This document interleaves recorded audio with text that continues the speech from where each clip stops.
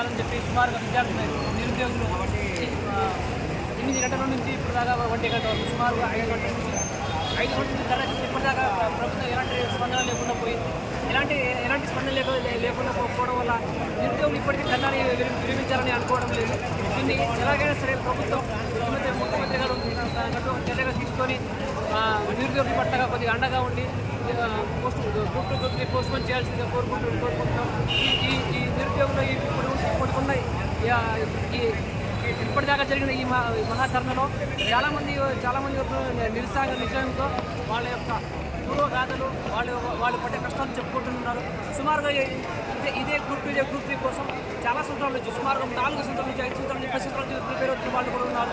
దీనివల్ల వాళ్ళందరినీ ఇది చూసుకొని గ్రూప్ 2 గ్రూప్ 3కి రెండు ఒకటే సిలబస్ కాబట్టి రెండింటికి మధ్యలో ఆ గ్యాపం లేకుండా రెండు పరీక్షలు ఒకసారి నిర్వహించడం వల్ల కొద్దిగా ఆ రెండింటిని ఉన్న సిలబస్ని కవర్ చేసి ఎగ్జామ్ రాయడానికి నిరుద్యోగులు కొద్దిగా వాళ్ళకంటే ఒక సానుకూలత ఉంటుందని ప్రభుత్వం అనుకోవాలి.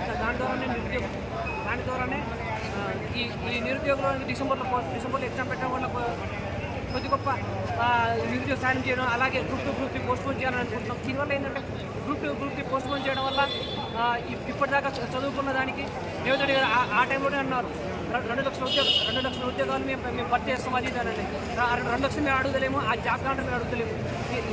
ప్రస్తుతం ఉన్న ఇప్పుడు రాస్తున్న ఈ గ్రూప్ 2 గ్రూప్ 3ని పోస్టులు పెంచి డిసెంబర్లో ఎగ్జామ్ పెట్టడం వల్ల ఇంకొంతమంది నిరుద్యోగులకు వాళ్ళు ఆశ కల్పించినట్టు అవుతుంది. ఇప్పటికీ ఒక్కొక్క నిరుద్యోగి యొక్క వయస్సు సుమారుగా 28 నుంచి 30 సంవత్సరాల మధ్య వచ్చింది. ఇప్పటికీ కూడా ఇలాంటి వయసు మీరే మొన్న ఇచ్చిన ప్రెస్ మీట్లో ఏమన్నారంటే ఒక్కొక్క మీద నెడవేసి వస్తుంది, వాళ్ళు పెళ్ళిళ్ళు కూడా చేసుకోలేకపోతున్నారు. మరి ఆ పెళ్లి చేసుకోవడానికి మరి ఊళ్ళో కొత్త పిల్లని ఇస్తారు, ఏమి ఇస్తున్నారు. పిల్లని ఇవ్వాలంటే ఇప్పుడు మీరు పెంచిన పోస్టుల్లో ఇప్పుడే మీరు నిరుద్యోగ పట్ల ఇంకొక 200 పోస్టులు పెంచడం వల్ల ఆ 200 పోస్టుల వల్ల మీ పేరు చెప్పుకొని